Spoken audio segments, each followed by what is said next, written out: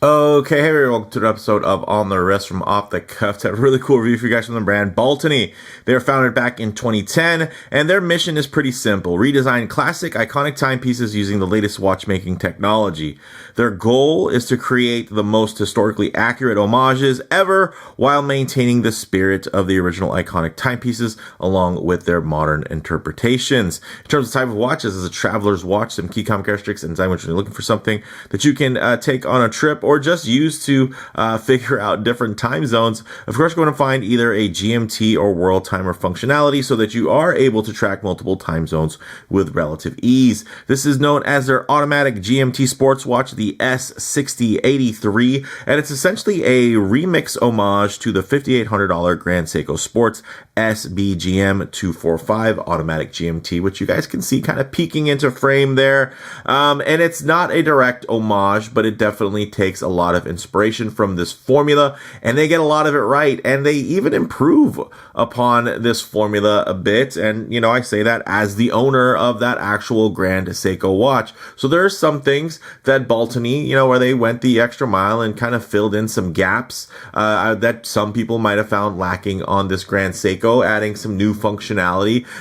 When I think that's pretty smart. And they also retained a lot of the high spec nature of this luxury watch. So with all that said, yeah, I mean, obviously there's a pretty big price disparity, $250 direct, which is right in line for Baltany. This particular unit was kindly sent in free of charge by the brand for this review. So I'm excited to share it with you all. So with that said, let's go ahead, zoom the camera out, get this piece in hand, and take a closer look. Okay guys, as you can see, really lovely and I think quite recognizable in terms of that Seiko / Grand Seiko inspired design aesthetic. I mean, when you look at the level of detail there on those indices, the amount of angles and facets, as well as mixed complex finishing. I mean, look at the handset. You even get that hand stack cap there. There's definitely a lot to love.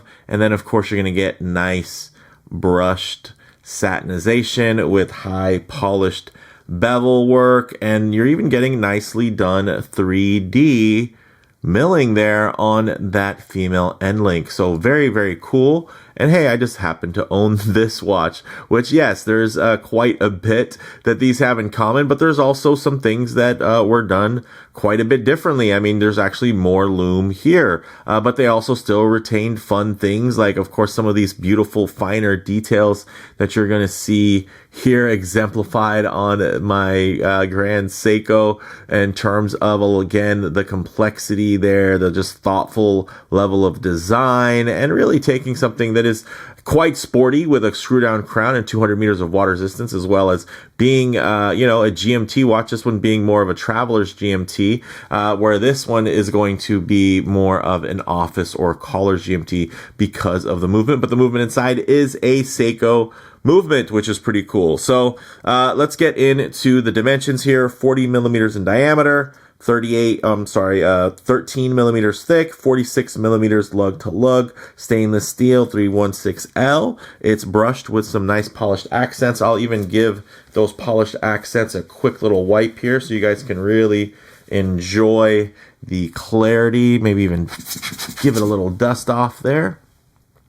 Check out the bevel work there. Very nice, very clean, very crisp look. You got a female end link versus a male end link. So very cool. And I'll say even the finishing there, quite sharp by comparison. And not that I think that the finishing work is soft on this male end link, but I will say this one does stand out as being a bit punchier, although, you know, it's going to be not quite as refined because you're not going to have bevel work, let's say, on the actual ends of the bracelet here on these links. This is going to feel, you know, maybe a little bit sharper, not sharp like it's going to cut you, but, you know, let's say sharpness in terms of something like, you know, the edge of a Lego brick. So nice and precise, but not quite as refined. But I will say, again, you're not paying that price point at a couple of, you know, thousands of dollars there at $5,800. You're spending $250 for something with a fit and finish level and level of details, you know, really up to par here at this price point. Another really cool feature that they added in that you don't get from this very nice aesthetically fixed bezel is you have a world time index on a really great action 24 click bidirectional bezel. Let's hear that. That thing is really nice. Very clean clicks. And thanks to it being 24 clicks, guys, it's just going to go to every spot that you need it to on that world time index. So very cool for tracking multiple time zones. And definitely very useful, especially when it's paired with this very nice bezel here, where you're gonna have, you know, it's a little bit different, because instead of just having a 24-hour scale, you're actually going to have the names of those different time zones, so that you're going to be able to dial it in and, you know, find stuff and be a little bit more creative on the fly, which I think is very cool and quite versatile for use. And of course, this is a ceramic insert, which is really nice, right? That's really cool. Screw down crown, right? Nicely signed there. The movement inside, although you can't see it underneath this sterile screwed in case back, is going to be your Seiko Instruments NH34 collar style GMT movement, which is going to have a 41-hour power reserve beating at 3 hertz or 21,600 vibrations per hour, which is roughly going to be 6 ticks per second versus 8 ticks per second with a 4 hertz, 28,800 vibration per hour sweep. And, you know, some people will say, oh, I can absolutely tell the difference. Some people will say, no, I can't really tell the difference. And I'm somebody that's a bit indifferent to it, honestly. I really do like a smooth sweep. And this is smooth enough. I mean, I have, you know, especially when you think about now, even the Swiss watch industry, a lot of their movements are actually turned down so that they can extend the power reserve. So actually, let me give the bezel, because it is quite glossy, a little wipe there so you don't have my fingerprints all over it. But yeah, this one is a real looker, if you ask me. Now, getting into more of these details, this dial, guys, blue sunray dial, very deep, dark blue. And then you do have the date there at 4 o'clock, and it is actually at 4 o'clock. And the crown is also at 4 o'clock, really well aligned. Again, something that carried over from this much more expensive inspiration. And you even do still get a nicely framed date window. Man, look at those details on the handset. Very impressive, guys. You're getting a brushed hour and minute hand, polished seconds hand, painted GMT, and then you're going to get this Swiss Superluminova, which actually has a bit of a patinaed tone to it. That's probably not my favorite thing. I would have preferred a crisper Lume here, or even if it would have had a slightly greenish tint, I probably would have been okay with it if they would use like a C3 compound, but C1 would have been good, or BGW9 preferably. It looks like they went with an old radium here, which I think complements some of the other color options a little bit better than the blue colorway.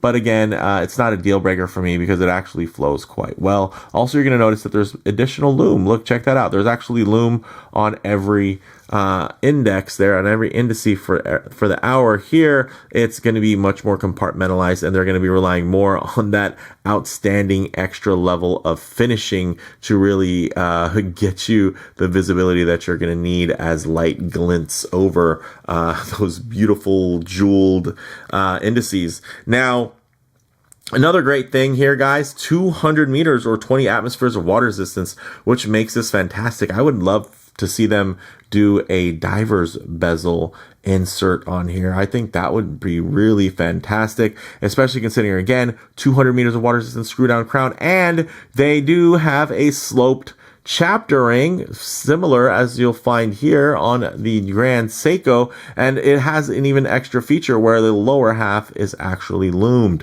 So I think that's also very, very cool. So I mean, I could easily see this world timer bezel, you know, being swapped out for something like a 60-minute dive timer, and this just being elevated to a whole new level of versatility at that point. So I think that's very, very cool. You think about even Seiko is doing watches like that, where you have a dive watch that has kind of a bonus, GMT, collar GMT specification to it versus it being more of a dedicated GMT watch, which I think is pretty cool. 20 millimeter lug width, guys. So although I do appreciate a great bracelet, which this is very, very well done. Again, not luxurious, but still very nice. You're getting solid 3-link, solid N-link setup, really nice. Again, on that definition on that N-link, tapering down to 16 millimeters. So very nice, clean taper there. Milled push button clasp with 4 positions of manual micro adjustment there. Quite nice. Still nicely beveled. Of course, you're just going to see some fingerprints and some smudging there. And also, check it out. Nice screw pin construction. I'll actually give that another few wipes there, just the side portions to really show you guys and highlight. Again, very high level of finishing there. So very, very cool. But let's actually get this on the wrist and see how it wears. Okay, guys, as you can see on my 7.5-inch wrist, this wears really, really well. I mean, that 40 millimeter diameter, not too dissimilar from something like an SKX-like wearing profile, which is one of the reasons I love that particular Grand Seiko. It's one of the more Seiko-like Grand Seikos. And it's funny because a lot of people try to find the most grandish normal Seikos, like Prospex and Presage models. And for me, I was like, if I'm going to get a Grand Seiko, I want one that really screams Seiko. So I got that. But something like this wasn't even available. This wasn't even on the table. And I gotta say, man, look at this just is finished beautifully, guys. Again, at the price point, I mean, it's pretty wild. And yes, it's not necessarily directly comparable to a Grand Seiko that's gonna cost, a lot more, but it's still very impressive, especially for the price point. I mean, I feel like Baltany, they could start putting higher beat movements in these watches and start charging a whole lot more, just because the level of just craftsmanship that they show on these timepieces is very, very impressive. Of course, if I get my wrist a bit too close to the lens, you're going to get a fair amount of perspective distortion. It's going to make the watch seem a lot larger than it actually is. But when I leave my wrist nice and low, you'll already notice for some reason, the watch looks a lot more centered. You can see the sides of the bracelet all of a sudden a lot easier. So all I do is keep my wrist nice and low and then just tighten up the frame so that you guys can get still a detailed look, but just add a bit of a truer aspect ratio as to how this may lay on your own wrist. And look at those fine details, guys. The sharp transitions. I mean, the level of sharpness that you're going to get just from the font. Check that out. Again, all the multi-finishing there. Very cool. It's just a slight dome on that crystal. It almost appears flat until you get it at a very, very harsh angle. And I will say it does appear to have a very ever so slight dome, but look at the satin brushing there. Dare I call that satin brushing hairline brushing? It's right there, borderline. So I mean, it's very, very good. And look how sharp this transition is on this bevel. Yes, it's going to be a little bit sharper to the touch, not quite as refined, but for the price point, again, you're buying watches that aren't finished this nice that cost more than double and triple this, right? At only $250. Double and triple, this is $500, $750, right? Under $1,000. There are plenty of brands that are selling you products underneath $1,000 that are not going to be able to compete with the level of attention to detail that you're going to see here. So I'm very, very impressed. Check that out. Very nice flat lay. Of course, it has more of an angular shape. Again, it was just inspired by that Grand Seiko. That Grand Seiko is going to have more of, you know, the sculpted cushion style at various angles. But here you're going to see very clean, very nice, great flats there, guys, beautifully finished. So with that said, let's actually get it off the wrist, set up for some Lume shots, low light transition, and closing thoughts. Okay, let's go ahead and hit the lights here. Check that out. Extra Lume. So that is very, very cool. Of course, it would have been nice if they would have actually loomed the other piece of that sloped chapter ring, so you get the full 24-hour index. Here, it's of course backlit, but on the other side, if they would have done loomed numerals, I think that would have been a very nice touch. But as it is, it's just a nice little bonus feature. It might work to help you tell that extra time zone in the dark, and if it doesn't, it's just going to help you with quicker orientation, totally understanding that, hey, here 6 o'clock is on the bottom half of this dial. Of course, you're looking at it at a bit of an angle, guys, so don't freak out. Don't think there's missing stuff there. It's just the way that this is sitting at a bit of an angle. But one thing I like to work in is always going to be a bit of a low light transition, because you're not always going to be out in the middle of a field enjoying direct sunlight. A lot of times you're going to find yourself coming in out of buildings, walking underneath overhangs, or just hanging out underneath the shade of a tree. So it's nice to see what these colors, textures, and finishes render like in less than optimal lighting. And my goodness, guys, this just... it doesn't have the right to feel this expensive, but it does. They really captured that luxury level of just detail. The detail work, again, not quite as refined as a full-on luxury watch, but the details are absolutely there. Beautifully sharp, beautifully crisp, multifaceted, angled, complex, especially when you consider the price point. So very, very impressive here, guys. I'm digging this one. And of course, I'm a little partial, of course, because I have a very similar watch. But that watch also costed me a whole lot more money. Whereas this one, again, at only $250, you're getting so much watch for the money. So for me, closing thoughts on the wrist, this wears very similar to my Grand Seiko SBGM245. Definitely not as refined, but really still well finished, especially again, considering that price point. In terms of model variants, it's also available in a green or black dial. Definitely check the site links for current options and availability to include updated pricing.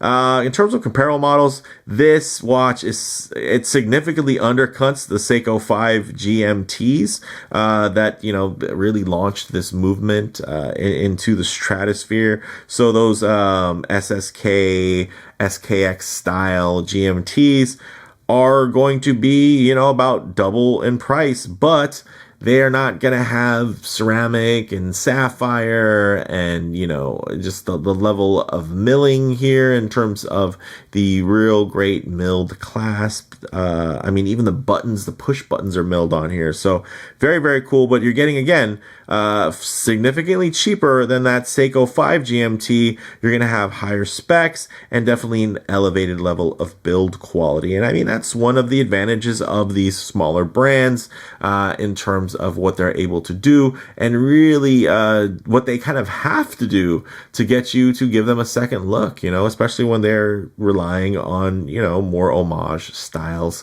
of aesthetics. So for me, guys, bottom line, Baltany continue to impress. The fit and finish would definitely still be impressive at double and even triple the cost, like I mentioned previously. And at the $250 price point, this versatile Baltany GMT is pretty tough to beat. But let me know what you all think down in the comments below. If you like the video, please do a like. And if you haven't already, please subscribe for more content just like this. Thanks, guys.